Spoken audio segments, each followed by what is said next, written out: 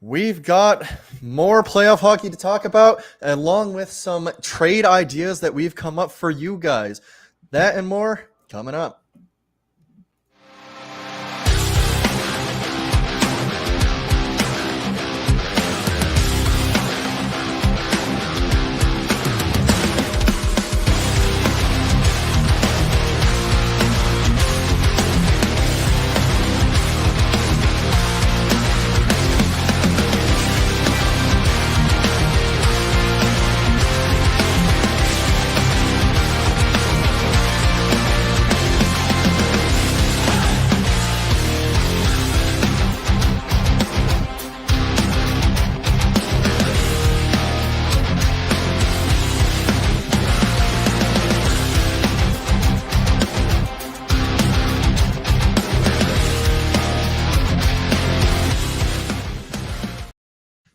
Hello, everybody, and welcome back to the Sabres Edge presented by Nickel City Mafia. I'm your host, Sammy Saucy Mitts, and I am joined by top shelf Timmy Corks, my co-host. Timmy, how are you doing today? I'm doing pretty well. It's been a while. I mean, It has. a lot of things have happened since we last spoke. I mean, Oilers, they racked up a huge win the other night getting into Stanley Cup playoffs. You know, some of the fans went tarps off for the boys out in the stands. I don't know if you caught that, Sammy Saucy Mitts. But we also got the Florida Sabres also getting the Stanley Cup playoffs. And we got some news from the world and some of our prospects won some championships in their respective leagues, so I'm sure we'll talk about there. Yep. But yeah, last time we spoke, Sam, you were in college. Now you finished up. What's going on with you? So I finished my semester. I've just been bumming it the best way I know how, just kind of chilling. I've actually been house sitting for my parents for a second, although I see my dad's in here, so I see that. Yeah, he's already presenting trade ideas, which, by the way, guys, since this is the Trade Talk episode, if you're here, if you have any sort of ideas you want us to talk about, because we're not only going over our own, but we're going over some that we've seen posted around, some other podcasters or hockey news outlets have talked about them. But we also, if you guys put something in the chat, we'll talk about that. For example, my dad says Thompson, Tuck, and UPL for Rempe. And I got to say that's an easy deal for everyone involved. It's good hockey trade, players for players, no picks, no prospects. So yeah, you like that?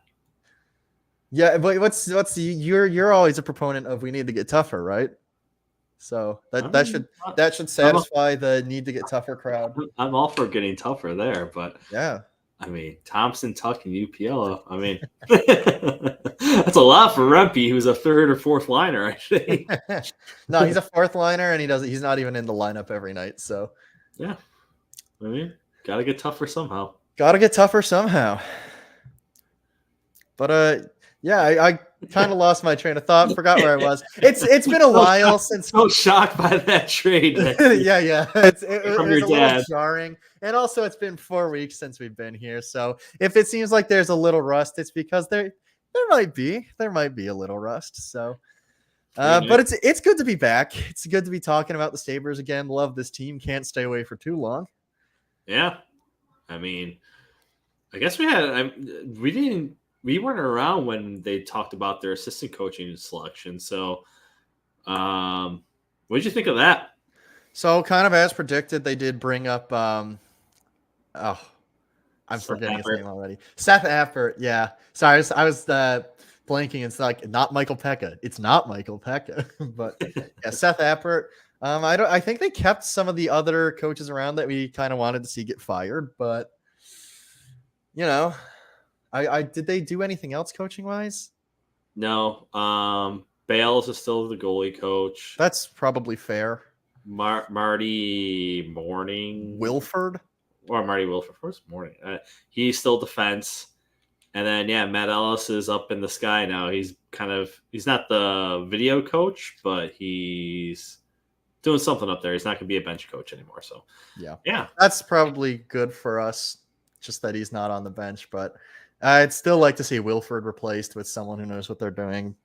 Again, these coaching moves, to me, I think we maybe talked about it last time, where it doesn't feel like Ruff was maybe given all the control that you'd want as an NHL head coach, and maybe there was some outside interference for who gets to be the assistants. But at the end of the day, whatever. How much do you think a difference an NHL coach makes when his assistant coaches are all the same?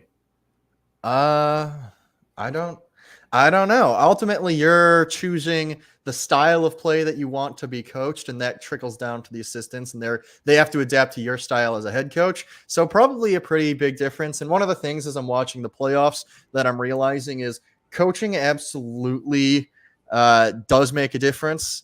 You watch like Edmonton, for example. They were 31st in the league when they fired their coach and hired Chris Knobloch. And here they are in the finals, and they look like a well-oiled machine, pun intended. It's just like you're getting the most out of these role players that are kind of on the bottom of your lineup, because you already knew that you got McDavid, you got Draisaitl. They can move games for you on their own. But at the end of the day, they've never been able to get it done because they didn't have the depth. I think that part of that depth just comes from playing a good system, playing in a way that the players can understand and adapt to. And Knobloch has done that for them. And here they are in the finals, right? That's a big thing for, I think, especially the bottom of the roster, how they're coached. Because, yeah, sure, the top end players are top end players, and they score a lot of points and they look great while doing it. But how the rest of your roster fills out is how you win championships, and I think a coach is a big part of that. Helps have Hyman, and also you have a competent goaltender for once. Stuart Skinner's been okay during the playoffs. I wouldn't That's all say they needed, good. though. They've had okay at various times in the past couple of years, and I don't think that Stuart Skinner's playing leagues better than any of the past years that the Edmonton has been in the playoffs. I don't know. Hyman's a valid point, but even then, it's a coaching tactic to be like, all right, buddy, you just stand in front of the net. Don't even move an inch, right? That's right. They're not trying to get him to do literally anything other than stand there. So that's a point that you make. That's something that you tell these players. Sabres make a trade. Get a guy who likes to sit in front of the net, score goals. We had one of those. That's the same thing. That's why Sam Reinhart's a 50-goal scorer this year. Yeah. Because Florida's able to better utilize him. And by the way, I think that Paul Maurice is a great coach. I don't know if you've been watching any of his series, but he's able to adapt. He can play almost any system and get his guys to buy into it. He's able to keep his guys calm after going down in the series. I believe it was against the Rangers. Yeah. There was an interview with Matthew Tkachuk where it was just unfazed. The guys in the locker room, even after losing the game, had utmost confidence. That is a group that is bought into their system and fully believes. And that comes from the coach. So we're seeing two coaches who have elevated their teams in the finals now. Coaching does matter, in my opinion. Yeah, no, definitely. I just wonder how much an effect just having the new head coach. Right. Yeah. And I would say it does, because I think that the assistants coaches matter less because the head coaches are telling you how you want to play. And then the assistants more just implement that in a way that's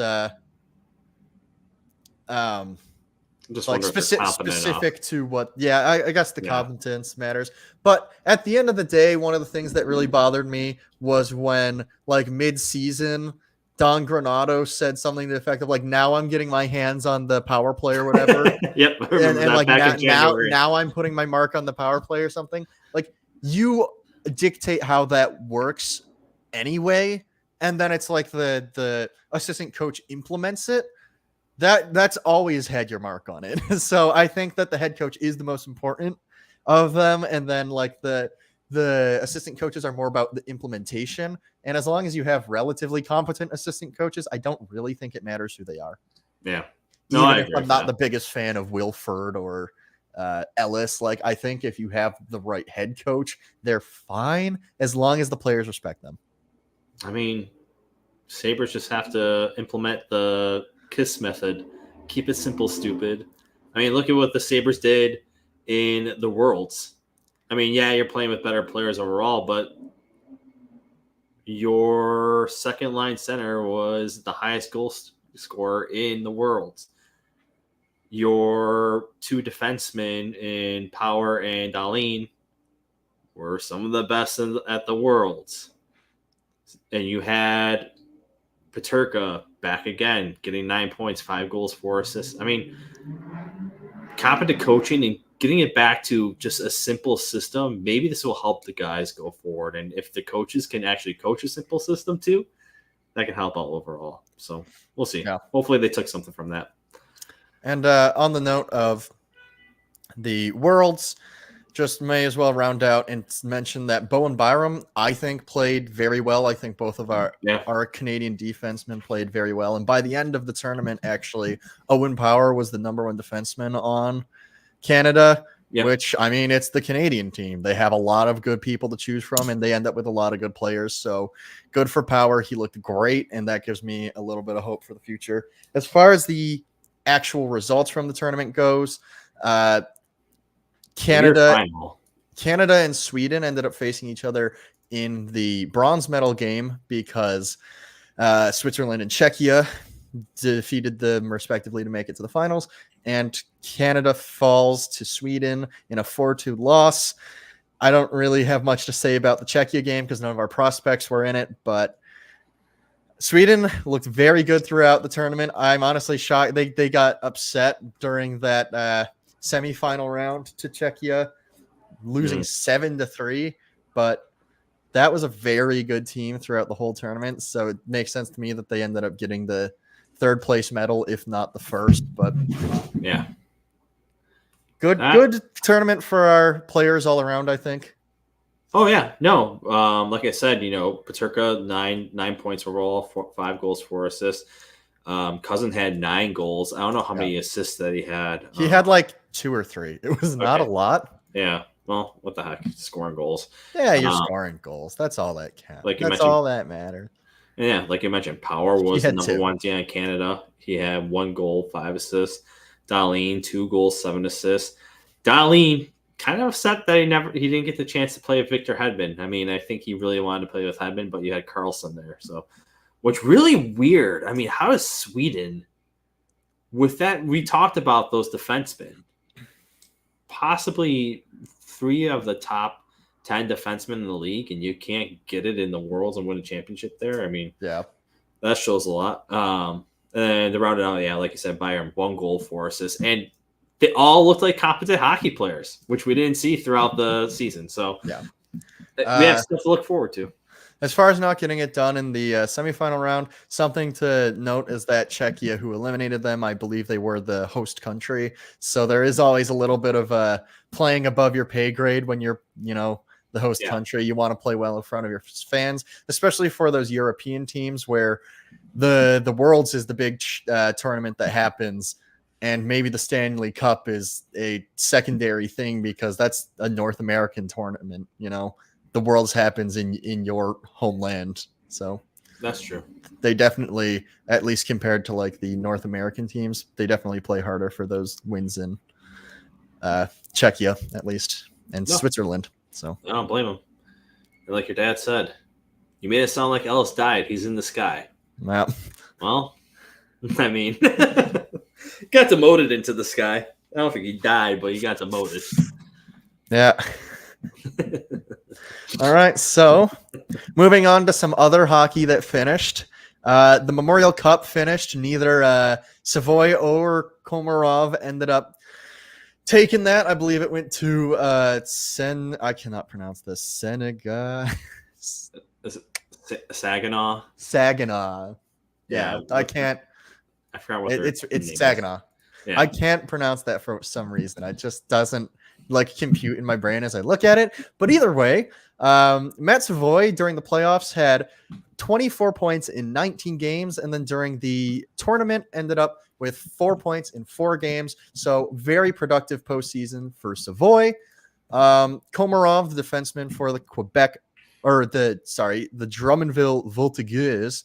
He had 15 points in 19 games and then made it to the tournament, and he had 2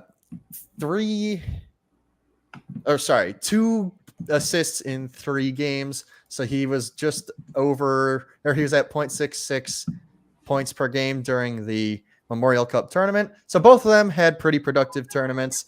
Obviously, they made it to the Memorial Cup, which is kind of the goal. They won their own respective leagues, so good for them.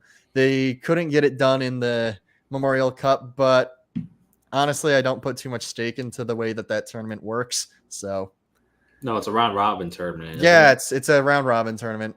It's a little strange. Because I think it was Moose Jaw that knocked out Drummondville. So Savoy knocked out Komarov, and then I think Savoy lost to Saginaw, and then Saginaw played whoever. I don't even know. I didn't care. Yeah, it's all strange. It's all weird. But the moral of the story is their season has ended, but they looked very good. Again, we talked about Komarov last episode, I think, where we were mentioning like that's a guy that might become kind of sneaky good for us, where you don't. Yeah. He's not maybe the most highly touted prospect, but now he's got back-to-back QMJHL wins and Memorial Cup appearances. He actually won last year, the Memorial Cup. So, you know, that's 2 different teams too. So you can't even be like a dynasty team. So, no, it's good. I mean, I hope to see him in the AHL next year. Have him play with Kisakov, and maybe Ryan Johnson's still down there too, and then kind of go from there. I mean, the guy's 6'3", and like we said, he's a right shot defenseman, so got to develop that fast. So, and he's 20 years old, so I think his time the CHL should be done, and it's time to play with the big boys now.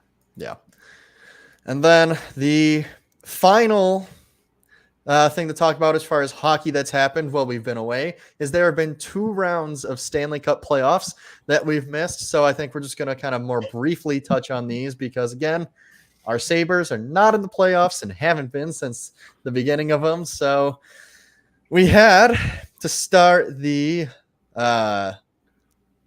round 2, Rangers versus Hurricanes, Bruins versus Panthers, Stars versus Avs, and Canucks versus Oilers, of which we saw the Rangers, Panthers, Stars, and Oilers advance.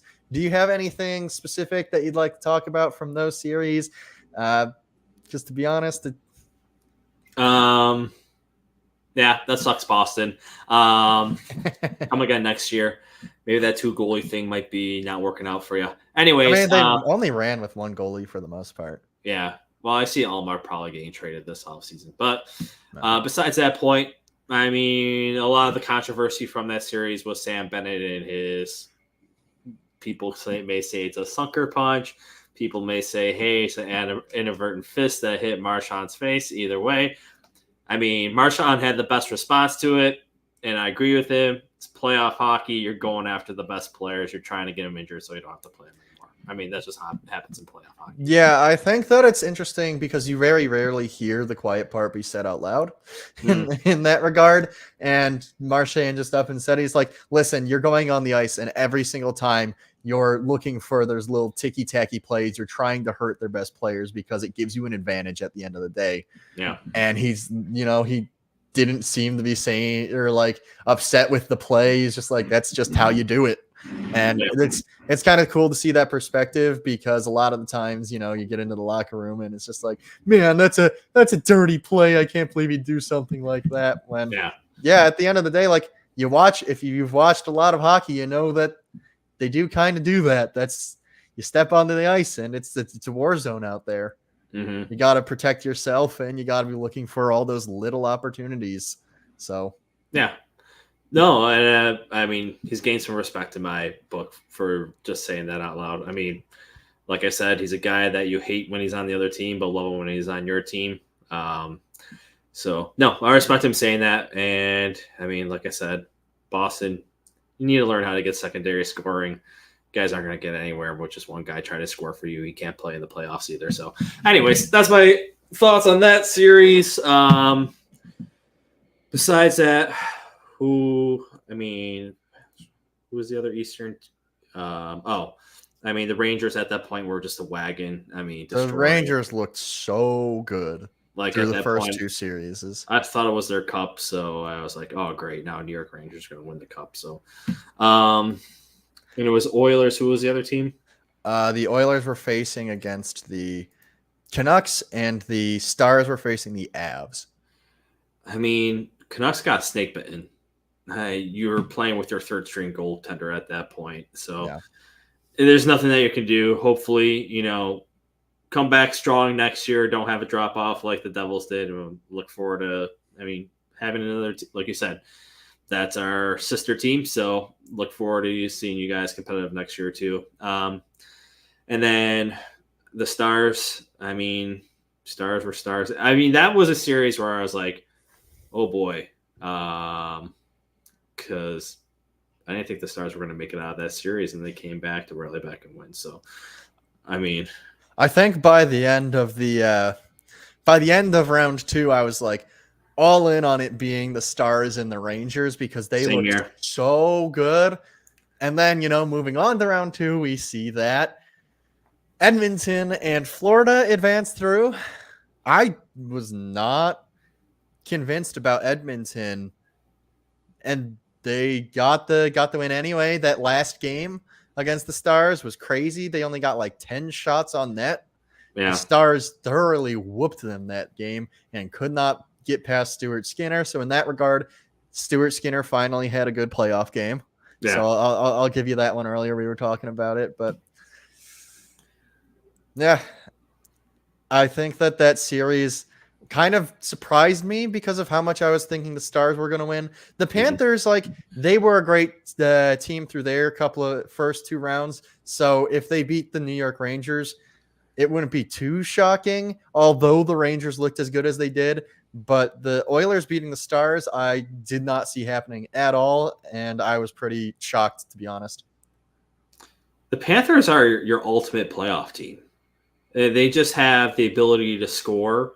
They're the ability to play tough, play defense. Their goaltender can stand on his head every couple of games too. That team right now is the wagon. That's the team that I think will win the Stanley Cup just because how much depth that team has. I was talking to another guy at work today. Who on the Oilers are you going to be putting up against for fighting guys on the Panthers? Because you got Sam Bennett, Chuck, Cousins. You're going to put. The Panthers can't risk losing one of those guys off the ice for a while because who are you going to put at the Oilers? You got Vander Kane, which, okay, yeah, you can lose him, I guess, for a little bit, but you can't lose him every game. And then you got Darnell Nurse. Who else do they have fighting for you on that team? Maybe Corey Perry? Corey Perry is a geriatric at this point in the NHL. So Corey Perry did just set a record for the only player to ever show up in 5 cup finals for 5 different teams. Yeah. And what's the record that he's going on right now for losses? Did he not win with Tampa? No, didn't win with Tampa. It was after their wins. Their 2 wins? That's crazy. Yeah. So I think he's going on 4 straight Stanley Cups without winning. That would be insane. Yeah. So he actually won a Stanley Cup, it would seem. The Ducks, like his rookie year. Yeah. So that's, you know what? I was like, if this guy's made it to 5 and lost no all of them, I think that was his rookie year too. So he that was his rookie year. So he got the monkey off his back and then put it right back on for the remainder of his career. Yeah. So interesting. Who are you rooting for? Well, as far as rooting interest goes, the Florida Panthers do have 5 former Sabres, so that'd be cool to see. You got Sam Reinhart. You got their number 1 defenseman, Brandon Montour, who actually is the number 1 guy. over Aaron Ekblad. He's playing power play 1, and he's on the first pair playing the most minutes. So, maybe a little bit of a miss there on our part. Former Sabres healthy scratch every game. Yeah, what Kruger does to a person. Yeah. You have Evan Rodriguez, who I always really liked. He's actually the reason I started caring about advanced stats, because he was another victim of Kruger where he was being scratched more often than I think he should. And I thought when I watched him, I was like, he looks like he plays well. And then he was one of the guys, like all the advanced stats people were like, this guy's actually good. Why is he being benched? And I'm like, I agree with those guys. So then I started paying more attention to advanced stats. So it's Evan Rodriguez's fault. I got Sam. I got who else is there? There's Dmitry Kulikov. And Captain Kyle Okposo. Yeah. So we former captain. A lot of kind of big important parts of our past, as well as Dmitry Kulikov, who played like half a season with us. So yeah. So you're kind of leaning towards the Panthers then? Well, I forgot what the original point was, but that is important for my rooting interest. But also, I kind of like the idea of a Canadian team winning. We talked about this at the 2 shows ago, who we had hoped would win. And I had actually mentioned Edmonton as one of the ones I wouldn't mind winning. And I'm still okay with that. I like the team. I think it would be cool for McDavid to win, cool for the sport. Canadian team hasn't won in like 20-something years, which is crazy. Or maybe it's even 30 years. So the Canadian teams in general are snake bitten. But my ultimate point is that I'm pretty happy with either team winning, whether it be the Florida former Sabres or the just kind of Canadian team that I don't have like any rooting against interest. Again, if they're on our side of the bracket, it's harder to actually root for them. I was at that point until I saw this comment today. Question to Chris Knobloch of the Edmonton Oilers head coach. Is experience an edge in the finals? From the reporters, the question. His answer, I don't know. Ask the Buffalo Bills how important Super Bowl experience is.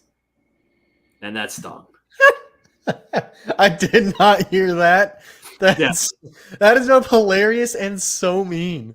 Why did you attack the Buffalo Bills? Buffalo's just been suffering for years. Why do we have to catch that stray? Seriously. So now it's like, I was excited for both teams. Now I'm rooting for the Florida Panthers. And I love McDavid. That might change it a bit for me. I can't believe he'd say that. He's not wrong. He isn't wrong, but don't say it. You're not facing Buffalo. It's a completely different sport. Well, that's tough. That's really tough. I was just like, what the hell? Why? Why does Buffalo always have to catch a stray? You know what? As someone who's just existed in the suffering for so long, it is just kind of funny at this point. That is objectively a funny thing for him to have said as a Buffalonian. So I don't know if I respect him more for that or if I want his team to crash and burn. But it's just so tough. You say that. And I love McDavid. I love Draisaitl. Those are two, like, I usually hate superstars when they come into the league. So I'm like, nah, they're not better than Gretzky. No one's going to be better than this guy. But I was like, I love McDavid. McDavid's just electric. If you watched that first goal in the final game of the Stars series, that was crazy. So, I don't know. That comment really set me back. I was like, I wanted a Canadian team, a Canadian, like someone who was actually into that. I was thinking the fans. Canadian fans love hockey. Like I said earlier in the show, tarps off from the boys going off in the stands from some fans out there. They love that team. But then you say that, and now I got to root for the team about fans in Florida who don't even care about hockey. Oh, boy. That's tough. So do you happen to know the clip of Will Smith slapping Chris Rock, I believe it was, saying "Keep my wife's name out your fucking mouth." Yeah. So Mike comments, "Keep my fucking football team's name out your mouth." I know. I knew Mike wasn't gonna like that. Yeah, and he shouldn't. That's a crazy thing to have said. But yeah. anyway, it's it's been about 30 minutes now, and we haven't actually gotten to what the main attraction of the show was. So, trade ideas. We both have some that we've brought, and we also have some that are brought in from kind of the outside, other people's ideas. How many do you have with you? All right. Well, some realistic ones. I mean, I'm just looking for a number at first because I feel like we go back and forth. 1, 2, 3, 4, 5. You have me beat. So I'll let you. How many have? I've only got 3. Okay, like I have 3 real ones. I have some that are just like godsend ones. I mean, you want to throw out the godsend ones to start? We can talk about those before we get into maybe some of the more realistic ones. I mean, it really. I guess it's only one. Nikolai Ehlers. Okay. And I said Savoy Krebs, an 11th overall pick for him. Now, Nikolai Ehlers, I think I have his cap friendly up for that. It's not going to happen, everybody. But like I said, he only has a $6 million cap hit. And it's only 1 year left, so 24-25. But like Sam and I were discussing before the show, no movement trade clause in there. So oh yeah, okay. So I forgot to mention this. There's a lot that goes into making a trade. And as both of us were doing this exercise, we learned a lot about that. It's hard to approximate some things like how much value does an 11th overall pick have? I'm not a GM. I don't see what the going rate is. I've got no idea. I don't know how much people value that. How much value does trying to get rid of a contract have? I don't know that really too well either. Yeah. And so as you're making these mock trades, like some of these, and also as you brought up here, you got a lot of players that a lot of the players that you'd think you'd want to trade for have some sort of trade protection. I did not pick anyone that has any sort of like full no trade, full no move, but I think everyone on my list has at least a modified no trade. So we're working under the assumption as we say these things that we're not on that 10 or 15 person list, even though, we're Buffalo. We know we are. So some of these things might be a little out of the realm of like, you couldn't even acquire this player. Or some of these things, you may hear us make a trade offer and you might be thinking, are you dumb? Like, do you have any idea? Like, that's crazy overpay or that's a crazy underpay. And it is really hard to get some of these deals to come together and try and like balance it out.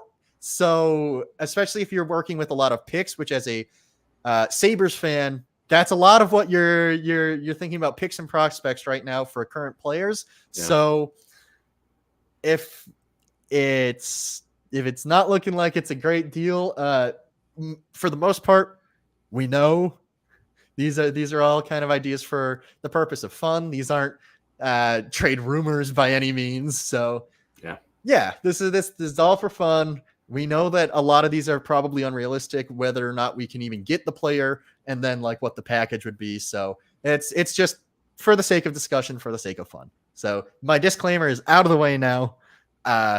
You may begin. Anyways, you miss 100% of the shots that you don't take. Wayne Gretzky, Michael Scott.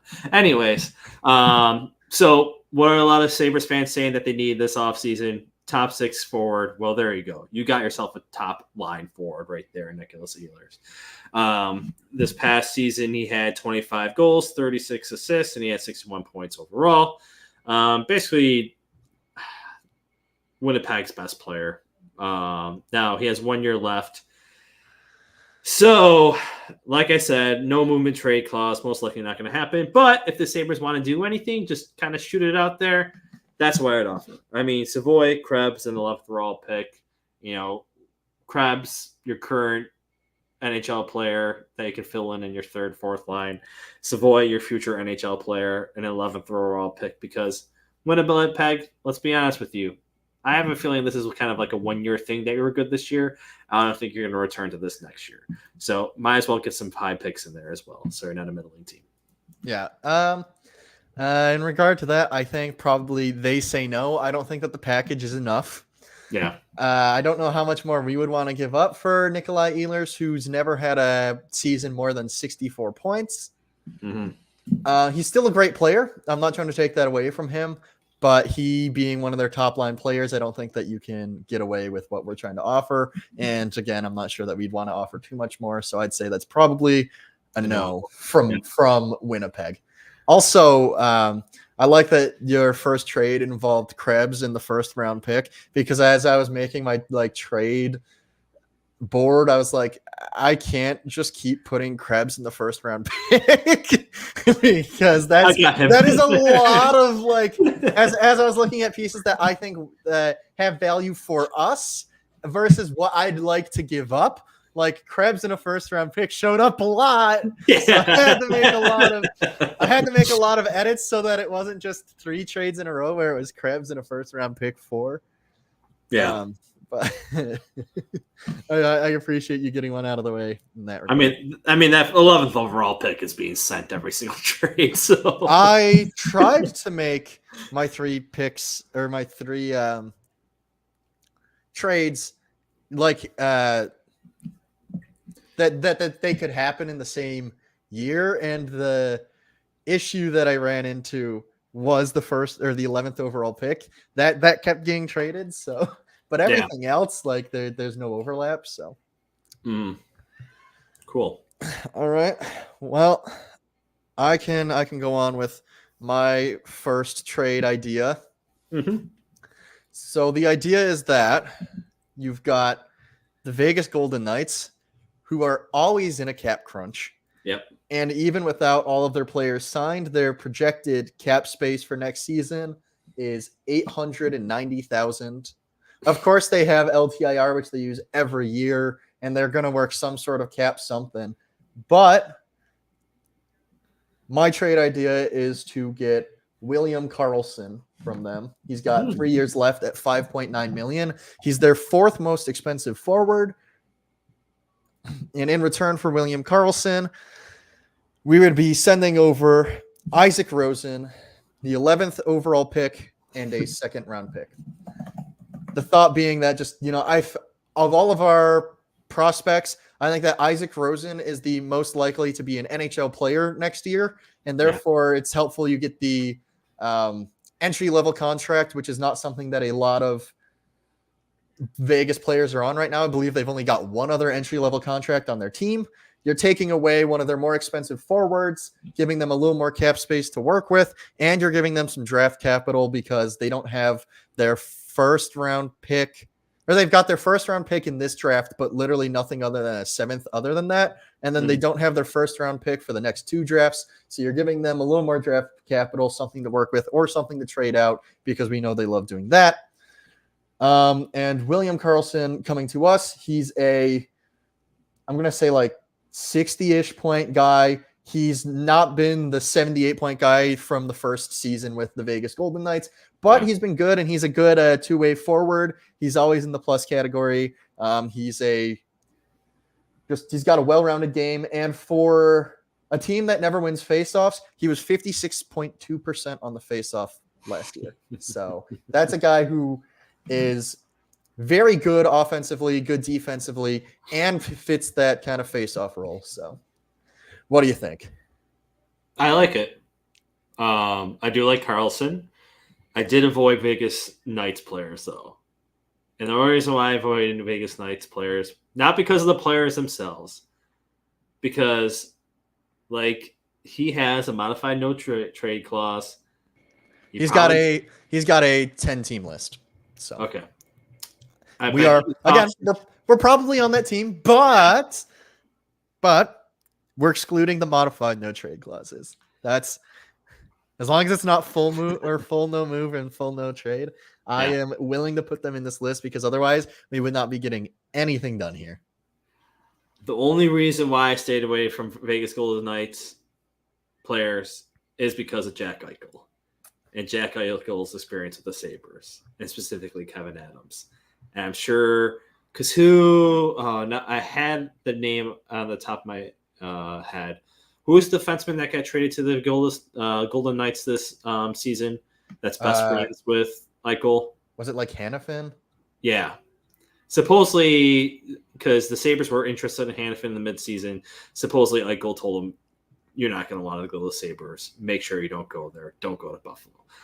I'm assuming Eichel is going to be saying that to anybody that's on the Vegas Golden Knights too. So that's specifically why I avoided trying to do the Knights, just because I don't know how that whole situation is. Rumor is Eichel is really spreading some crap about Buffalo. Well, the Sabres organization in general about that. So, yeah. But I do like it, and I think that's a realistic trade. Another Knights thing also is that they've got a lot of players that are going to be UFAs. So, that's probably the Knights are probably a better conversation in general for the UFA show. Mm-hmm. Between Chandler Stevenson, Jonathan Marchessault, Anthony Mantha, William Carrier, that's a pretty good list. Former Sabre. Yeah. All righty then. So you say good trade. We'll take that. I would do that trade, and I think both teams would accept that. So you get a young prospect that Vegas will hold for a little bit and try to trade away. And then the 11th overall pick. So no, I do like that. My turn now. So I have Pavel Buchnevich. I think that's how you say his name. Buchnevich. Yeah, I mean, whatever. Who's a right winger for the St. Louis Blues. He has also a modified no trade clause. His contract ends in 24 and 25. This is depending on he signs an extension with the team, because he is going to be 29 years old. He's making $5.8 million. I traded away the 11th overall pick, and I also traded away Kulik as well. Now I see Buchnevich as top 6 forward coming into the Sabres, and he could probably fill in a role with second line, third line. I like his size. He's been points wise, he's had averaged 60 to 70 points the past 3 seasons with the St. Louis Blues since he got signed there. Plus player too. So he's been a productive player on a fairly miserable team. So kind of like the way that he plays. So that was my thought. Reason why I want to get rid of Kulik, because I like Rosen more. I feel like Kulik he's going to take another year to develop in the AHL. He also hasn't really developed his defense, and if he's not going to play defense, I don't think Lindy's going to want another guy like him on the team. So that's just my thoughts with that. Again, I think we're probably paying a little. You probably have to put a little more to get Buchnevich. He's been. He's like a 70-point guy, but it's actually about a point per game given the amount of games he's played. He's a productive forward. And definitely though, if you are the Blues and you believe that you're more headed towards a rebuild than you are a retool, this is something that you could look at and probably be close on. So I don't dislike the idea entirely. But I am of the opinion that it's probably we're overvaluing what Kulik is. Yeah. So I agree. That's a good offer, though. I like it. I'm just trying to be stringy on the trades here. Yeah, you're trying to get as much. And I'm trying to be like Kevin Adams. that's another thing. Like, you're trying to think about. You have your most anyone who's making kind of like fan mock trades has their opinions about what their team's values are. So we have this kind of opinion about Kulik or Rosine or whatever.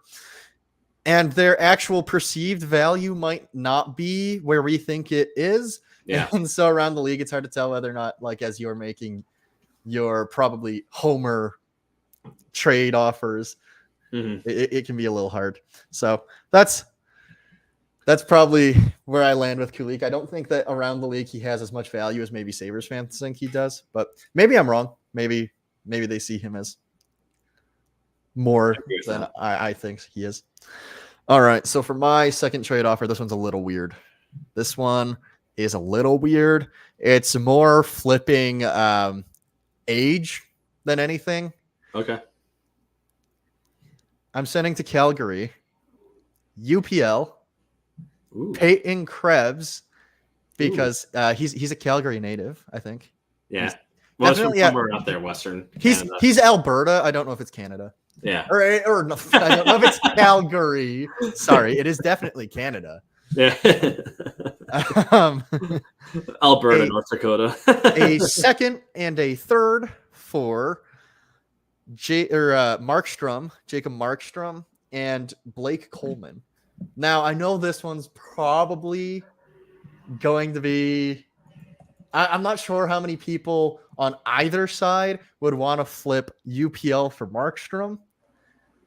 Yeah. But I think that with the current state of both teams, we're more likely to be looking to do push for the playoffs now than they are. They're definitely, if you look at their roster, if you look at their kind of prospects, they've maybe taken a step back and are going to take a second to develop. So I think that you can sell them on the idea that, you run basically what we're planning on doing this season of UPL and Devin Wolf. Is his name Wolf? Or is his name Devin? I forget. Wolf. And he's the literally closest comparable in the league to Devin Levi. That's probably why I have Dustin Wolf. Yeah, that's why I had Devin in my mind, because he's literally the closest thing in the league to Devin Levi as far as comparables right now. So they would be running. We'd have to sell them on the idea that could be a tandem that works for them, and we would be saying we're going to run Markstrom for the majority and get Devin Levi like 20 games as a backup or whatever, and then Blake Coleman. He won 2 cups with the Tampa Bay Lightning when they were winning their cups.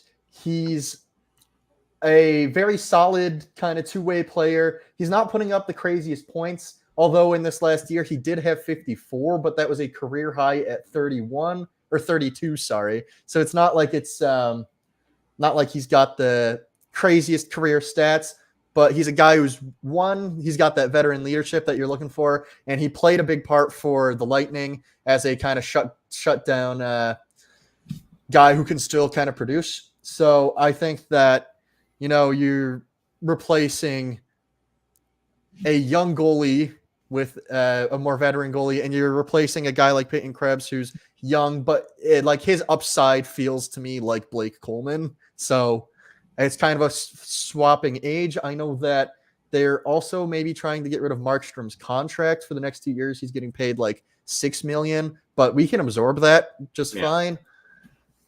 And then I think that the second and third have to be in there because those are probably better players than we're giving them. They'd still have to hope that the potential is there. So that's the trade from both sides, from how I see it at least. What do you think? First of all, if you look at their player profile pictures, they have to be twins. They're related in some sort of life. Oh, yeah, I have not looked at that before. That's interesting. One has a slick back hair, the other one doesn't, but they look exactly the same. Besides that, though, I do, because I was contemplating a UPL trade today as well. Markstrom fits the bill well, just because, like you mentioned, he has 2 years left. That's a good bridge for getting Levi into the starter's role. So you have that veteran net presence ahead of Levi.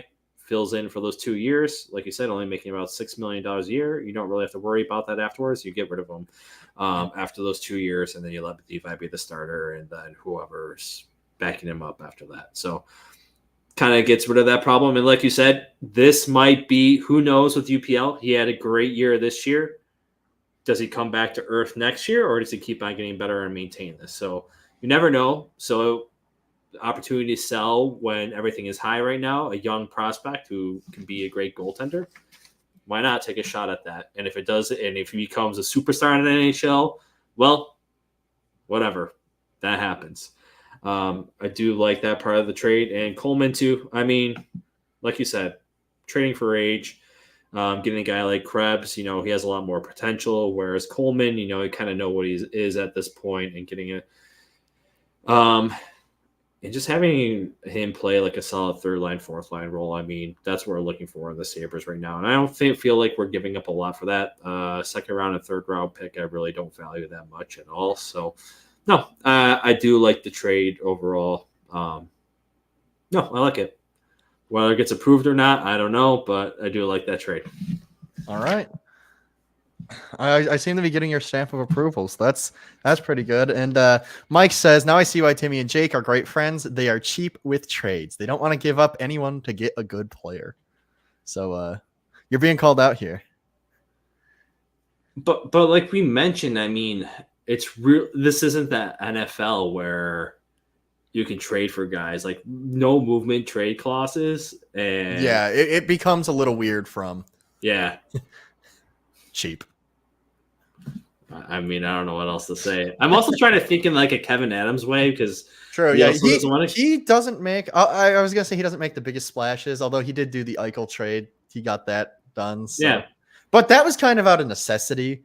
When left to his own devices, it doesn't seem like he makes the biggest splashes. So yeah, and how much he wants to stay with his prospects too. I don't know what he wants to stay with, what he wants to give up on. So I don't know. It's hard. I mean, the NHL is hard because what are you looking at? You're looking at the stars, like we mentioned, and how much of a contract that you want to take on. Because hey, I looked at a Mitch Marner trade. What was my Mitch Marner trade going to be? It was going to be Savoy, Rosine, Kulik, 11th overall, second round pick, third round pick. That was going to be my trade for him. That is a lot. Yes. Dude, honestly, I don't know. That would literally restock Toronto on on forward prospects just entirely. They don't have it would give us a great player. You said it was Savoy, Rosine, Kulik, the first and a second? Yeah. The problem is you only got him for one more year, so you have to make sure that you get a full year deal out of that, or you get a full on new contract on that. And he's already making 10-9 now. So yeah, that's the contract thing is a little tough. Like you're not getting a great regardless, you're not getting a great contract. Even if you can sign him, it's probably going to be quite expensive. He's going to be close to the league maximum. Just the fact he's a 100-point player every year or something. If he gets near max, he's worth it, right? Like he is a great player. And he'll help out this team out tremendously. And the reason why I think that could be realistic, because he wouldn't waive the Sabres, because he is a Buffalo Bills fan. He loves the Bills. So. And he's still close to home. So I could see that being a realistic thing. But I feel like the Sabres are going to have to give up a lot for a high contract guy, which I don't know how much they want to do that. So that is... Yeah, I think that's not necessarily. I'm not sure that's a bad trade for either side. I don't know that Toronto thinks that they can resign him, or I know there's a lot of talk just about in general that Toronto is maybe trying to shake things up. If you're shaking it up, are you in win now mode? Like, are you getting enough back that can help you win? So I don't know that they like it from that perspective. But purely value-wise, I do think it's probably close. So I do like the idea. But I don't think that we can offer Toronto what they'd want just in general, because they are trying to win now. And, we would replenish all of their ability to, have prospects, which they haven't had great prospects for a while, or for a second at least. The values are close, I'll say. That's... The only way I could think of this happening is then the Sabres would also have to take on another big contract. So the Maple Leafs have a lot more cap space going into free agency, so they can sign a lot more guys. And who that other contract would be, I don't know. Maybe John Tavares, which I mean, that's $22 million coming over to the Sabres. So, yeah, I don't think we can take both those contracts because of just like the cap space. But I don't know who else. I mean, those are the two guys that Toronto fans and Toronto media are talking about the Leafs looking to trade, just because they are such a big company. I think that the thing with Tavares though is like Toronto wants to trade him, but that's one that you can't get a good buyer on because no one's going to take that contract. He's fell off. I mean, I don't even know. He wasn't even worth that contract when they signed him to that contract. Probably not. No, that's another like cautionary tale about going for big splashes in free agency. Yeah. Like I think the idea is kind of you should be getting like a middle six guy if you want to make a big splash. It should be like it shouldn't be like someone's going to overpay Marchessault probably. Yeah. If Stamkos doesn't end up in Tampa again, someone's going to overpay Stamkos. So like there's a lot to be cautious about with free agency, and John Tavares is definitely an example of why that's the case. Exactly. So my realistic trade. So the next one I actually offered up was Boone Jenner, third center for the Blue Jackets. Yep, and their captain. Yeah, got that leadership going. So he has that value to the Blue Jackets. I don't think he has that value across the league, but I did offer Samuelsson and the 11th overall pick. There's a theme with the 11th overall pick of me trying to get rid of it. Now, Boone Jenner, he's actually on a fairly good contract. No, that's not it right there. Did I just click out of it? No, here it is. His contract is he has a $3.75 million cap hit. You got him for 2 more seasons. He does have a modified no trade clause. They all do. I think he can look at the Sabres and say, hey, this is a team that's on the rise, whereas the Blue Jackets are a sinking ship right now. Now, I don't know too much about what the needs for the Blue Jackets are, but they need a lot of things. I mean, they made that big trade for Johnny Gaudreau the other year. Who knows what they were trying to do, or not trade, I mean, signing of Johnny Gaudreau. But, I mean, I don't know what that team's plan is in the future, but getting a defenseman like Samuelsson, the value for me, it just makes sense because Boone Jenner, probably a third-line center, not going to be a big splash guy. Like you said, leadership, probably going to play the penalty kill for you. And then you got Samuelsson. I don't know. I feel like Samuelsson's becoming the odd man out on the defensive core here. I want the Sabres to sign some defensemen in free agency. So that's kind of why I'm getting rid of him. And then the 11th overall pick, we all know how I feel about the 11th overall pick. Yeah. The package overall, I think that could be enough to get Boone Jenner. And I think value-wise, you're pretty close. The only thing that could be a no for me is whether or not I'd even want Boone Jenner. Yeah. I understand the case for him. I really do. But as a guy who's playing 20 minutes a night, that's a lot for a forward. He's only logging like 40 points. Yeah. He's not that productive. I worry that if you pick up Boone Jenner, you're getting Kyle Okposo too. It's a, kind of well-respected guy in the league. He's maybe not putting up that many points. And he is now in his older age. He's never really won anything. So how much does that leadership go? So I do think that the idea is good, or like the trade proposal, I think that you could maybe get that done. I'm not sure about whether or not I'd actually want that trade to be done. I agree with that. But it's a good one, though. It's one that after the whistle guys are just banging the door on. That's like their type of player. Oh, yeah.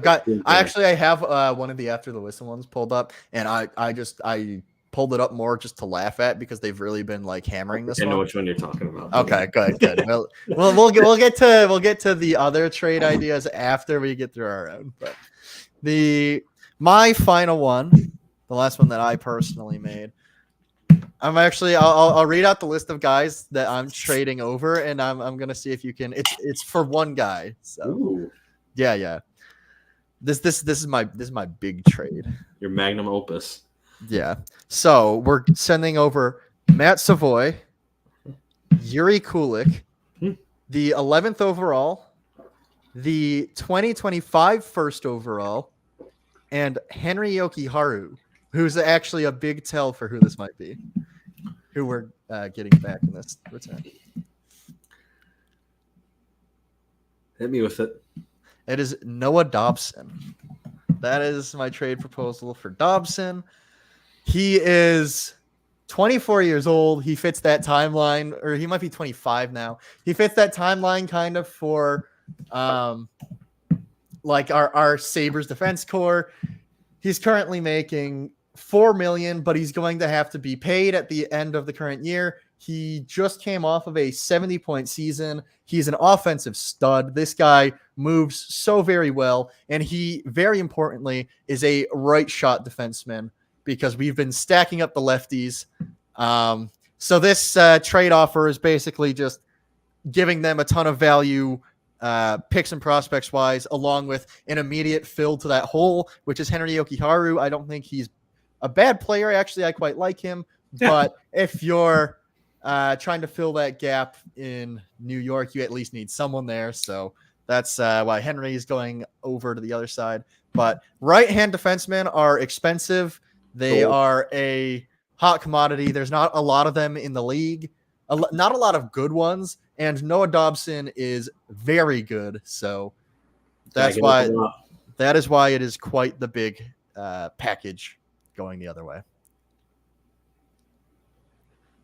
And the value for us is, I forgot to get to the value for us part, is wouldn't it be funny to have literally Noah Dobson, Dahlin, Power, Byram as your top four?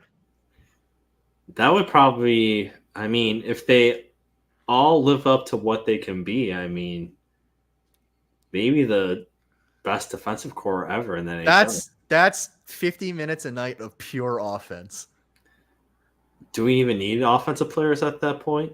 Yeah, you don't need anybody. You could fill the whole forward core with Kyle Okpozos, and they'd still score.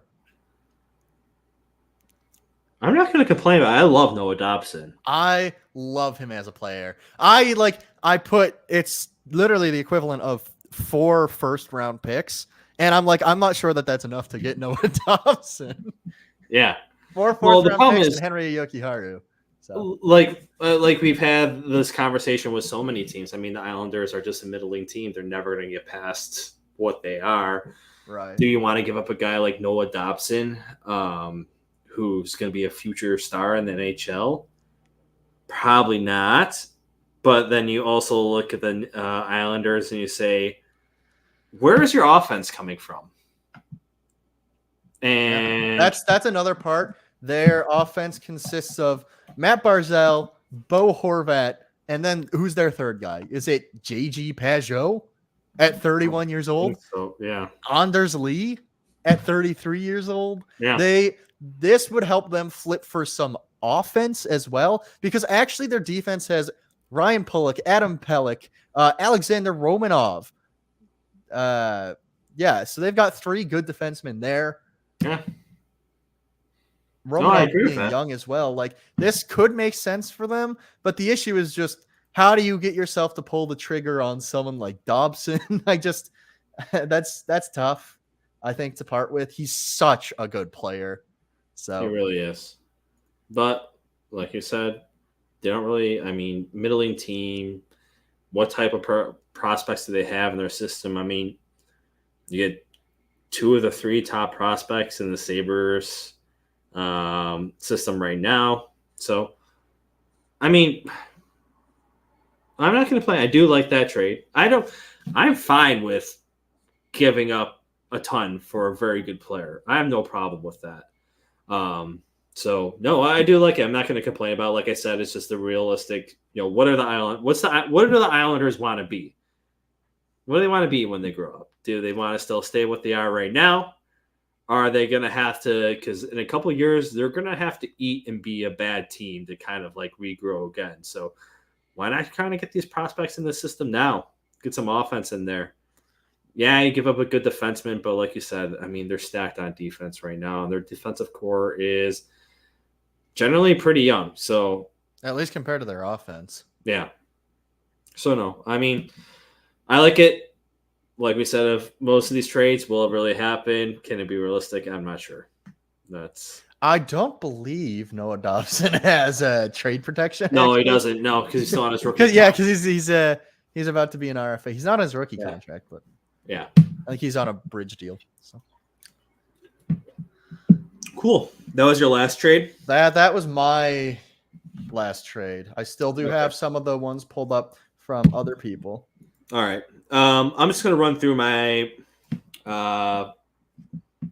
just my one-for-ones, not special trades, not going to really happen, or could most likely happen, but they're not going to make a big change to the roster team anyways. I have, because I saw in the news I was reading around, Arthur Kaileyev for the Los Angeles Kings.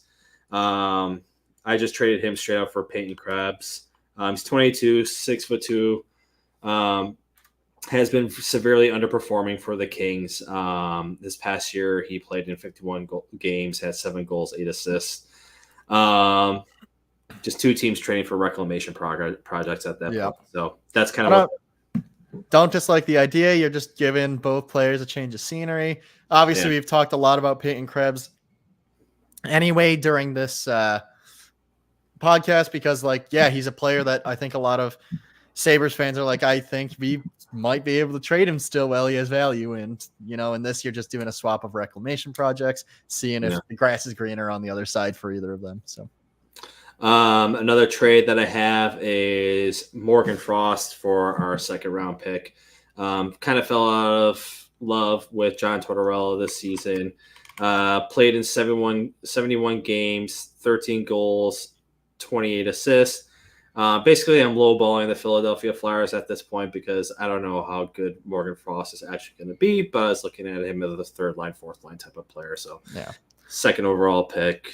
I don't know. Who else would you possibly trade for? I don't. Morgan Frost is a 25-year-old. He kind of had a big jump the year before to 46 points from 16 in 2022. But he then had 41 points this year. It's not likely going to get crazy in the next couple of years. He is kind of a probably 3rd line guy. He's not bad defensively, but he's nothing too special. Yeah. He might be worth a little more than a 2nd, but I wouldn't be willing to go way out of my way to throw assets at Philadelphia for Morgan Frost. So I like the idea. Yeah. And then the final one, another reclamation. It's Kaapo Kakko for our 11th overall pick. Former 2nd overall pick for the New York Rangers. Is Kakko worth an 11th overall pick at this point? I think you can get him for less, to be honest with you. Unless there's a little bit of sunk cost fallacy on New York's end and they can't, that's what I was deal with selling him for less. Or for less than that. But if we would have to put the 11th overall up for grabs to get Kakko, I'm not sure I want him. Yeah. I think you can get more value elsewhere. I think that I agree. I'm not the biggest proponent for Kaapo Kakko.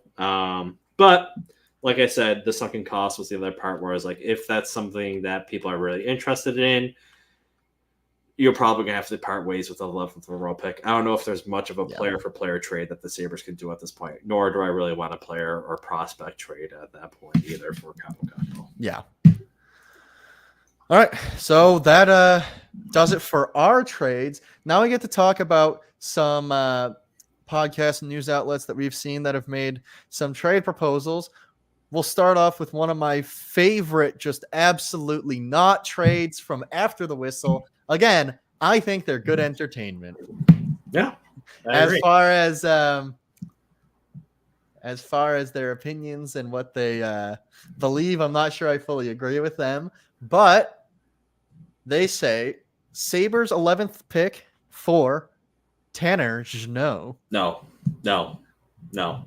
So Tanner Jeannot, he was bought by the Tampa Bay Lightning during the 22-23 season at the deadline for a it was like a whole draft class. It was like the first, second, third, fourth, fifth, and sixth or something.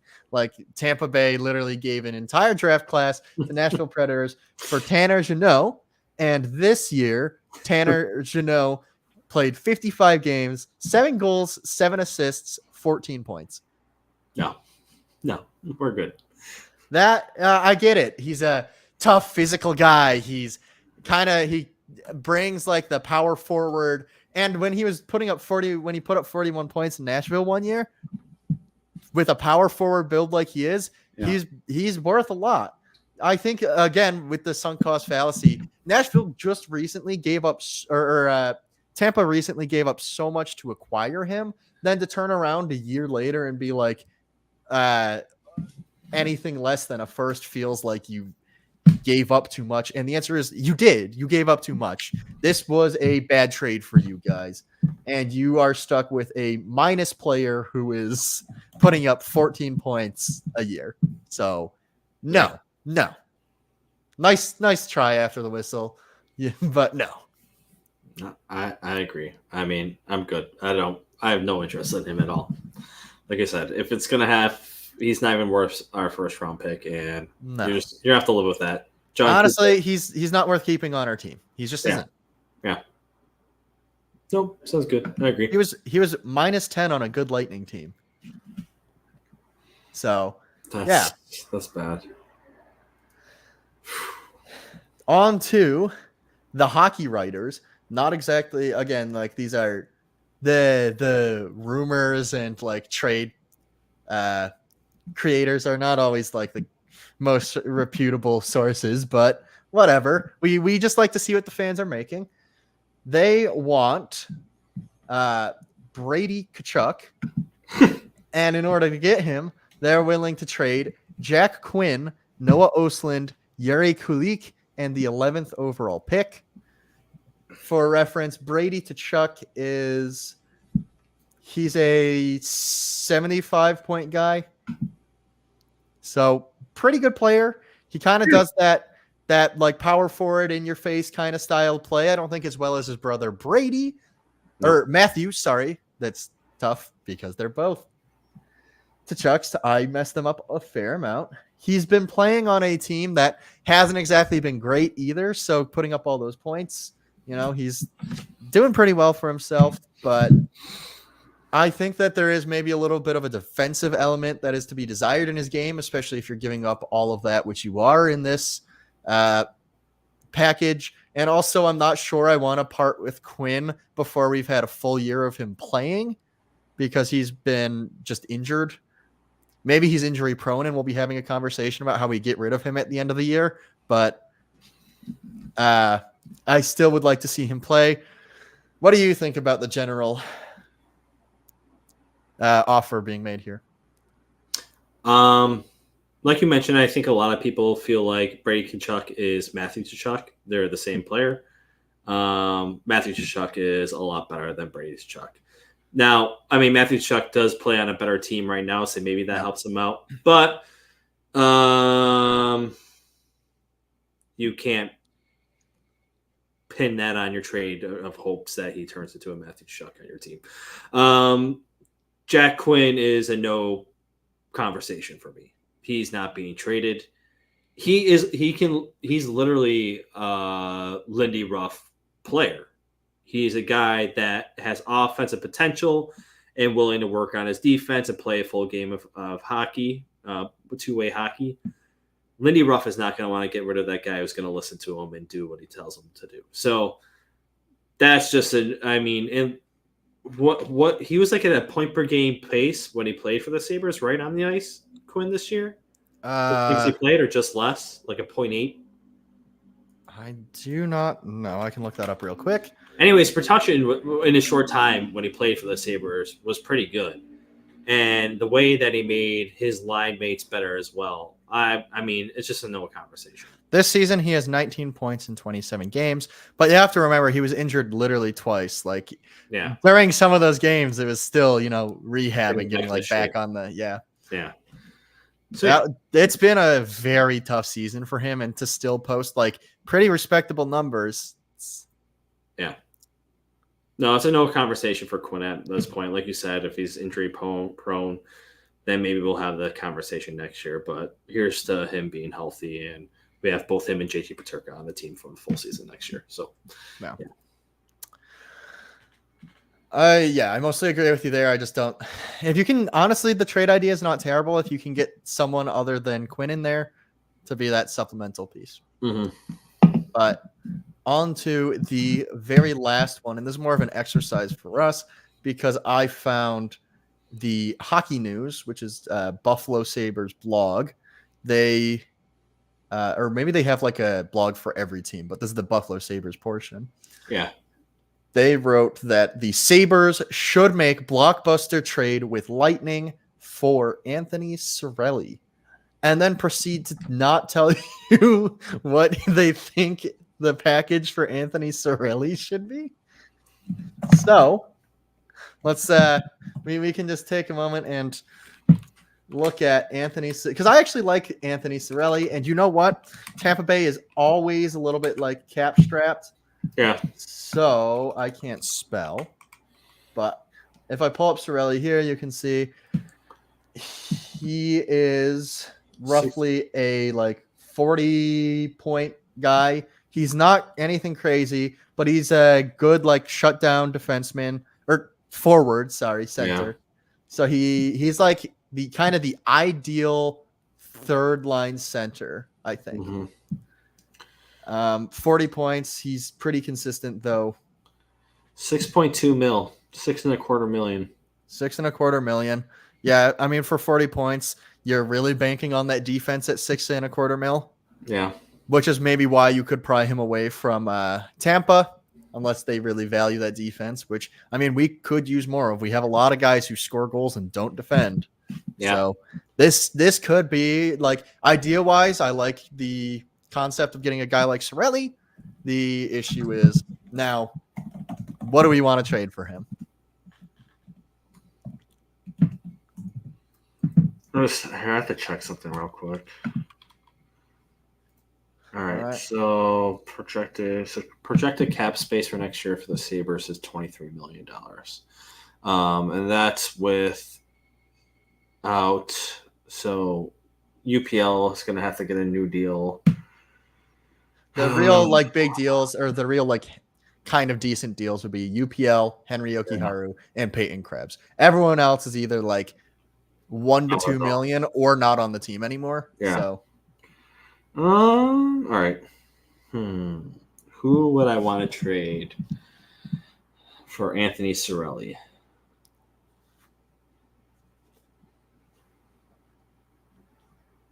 Do I dare say a Peyton Krebs? A Peyton Krebs and a 11th overall pick. Could that be enough? Honestly, the answer might be so. Like, I don't know how much they value Cirelli, and especially if they're trying to get rid of. This is one of those things, like, how much do they value the cap space? Because if they value it a lot, then this deal is actually way easier than we think it is. But if they're because 6.2 for a player like that is a lot for that. It is. I mean, it's a lot for any team, but maybe not for the Sabres when you have $23 million in cap space. But yeah, we just have the space to soak it. So like, yeah. Yeah, I mean, Peyton Krebs on a RFA contract, so you go to arbitration for him. He's probably making right around $1 million, and you get a fourth line center for that. Or he could possibly be a third line center for them too. I don't want to give up any prospects. I don't like giving up prospects for defensive style forwards. Yeah, maybe Peyton Krebs in the 11th overall pick. I mean, what else can there be? Is there anyone really else? I can't think of anyone else. Honestly, I'm kind of in the same boat as you. I think that Cirelli gets a maybe better reputation than he is as a player, maybe because of the contract and the fact that he won those cups. but he still is a good player, but I'm not sure that I would be looking to give too much more than that. You also have to question how he's going to be on the Sabres too. I mean, that is always a factor, right? You're moving from a Stanley Cup winning team to the Buffalo Sabres. Yeah. That's, gotta keep that in mind.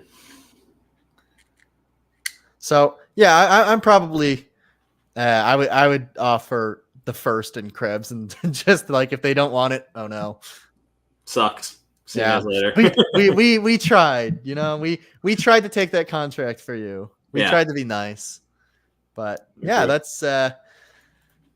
that's my our trade ideas and the internet's trade ideas.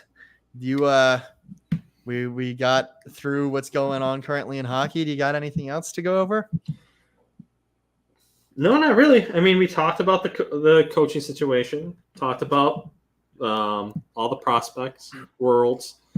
Let me check real quick if there's anything else to pop up. We talked about Chris Knobloch and his shade at the Buffalo Bills. Yeah. Besides that, I mean, nothing really of big news. I mean, the Sabres are looking for Amherst's new head coach. Danny Paille left to go for the Ice Dogs. He's going to be an assistant coach there. No, that's pretty much it. I mean, I guess the next show that we'll really focus on is like the unrestricted free agents, so I didn't want to talk about anything there. Yeah, we've got some draft stuff, free agent stuff coming up. As far as our actual show during the summer, sorry about the fact that we're sporadic, but we'll probably continue to be if we're being honest with ourselves. It's not a lot of news comes in. There's not a lot to talk about. We like to have kind of well put together shows like this one, and if it's during the off season, it's just we would be rambling a lot if we were on every Tuesday. So we'll try and keep in touch with you guys in our Discord when there's that downtime, and we'll be sure to post some shows about the draft and about free agency, and if there is any news that comes up, any trades that happen to be made, or if they happen to make any of our trades. Kevin, look at that. Get looking at that. Yeah. That's we'll obviously talk about that, but for the time being, it might just be a little sporadic. It might be we just kind of end up uploading on a Tuesday. We'll try and keep you posted if you're in the Discord. But yeah, and then the other thing about our channel and the videos that we're going to make, it's possible that we make a kind of how-to hockey series in the future. I don't know what that looks like because I'm not sure if that makes sense to make as a podcast kind of format, unless we're trying to get questions from you guys, but we could ask that ahead of time in another video for you guys to comment below about questions you have about hockey. But this channel, although our individual podcast is a Sabres podcast, this channel is heavily Bills focused. We get a lot of viewers for the Bills content. And so a lot of people that come in and watch the show because, they're still Buffalo affiliated and they like our channel, don't always know what is going on in hockey, can't always follow the play. So we might have a kind of how-to hockey, just explaining some just like basic rules, maybe some of the theory of like how you play formations and what that means for the game that you're watching.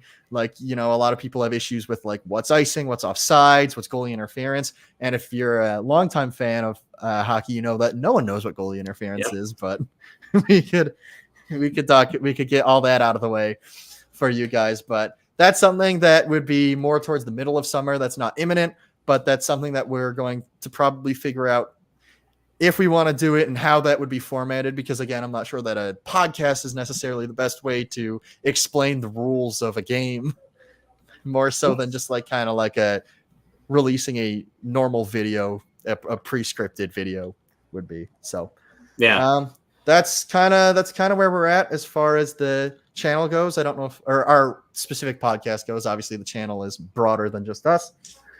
I don't know if there's anything I missed from that. No, I mean, make sure to join the Discord. I mean, Sam and I are in the Discord. I'm at least checking at least every other day.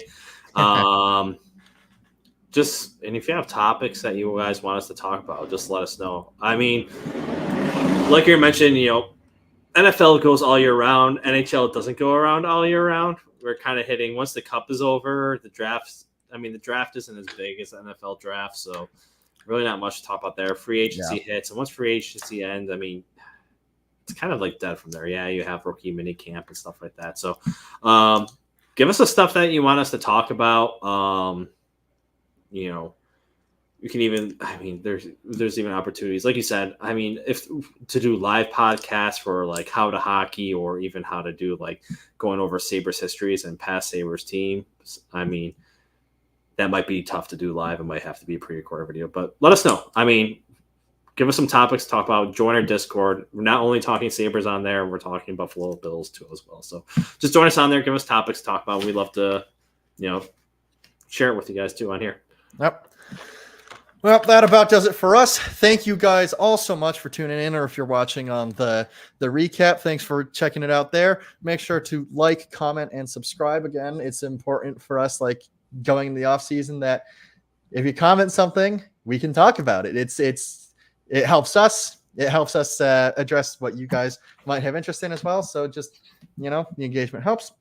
And yeah, turn on that notification bell if you want to be alerted when we're next going live. Yep.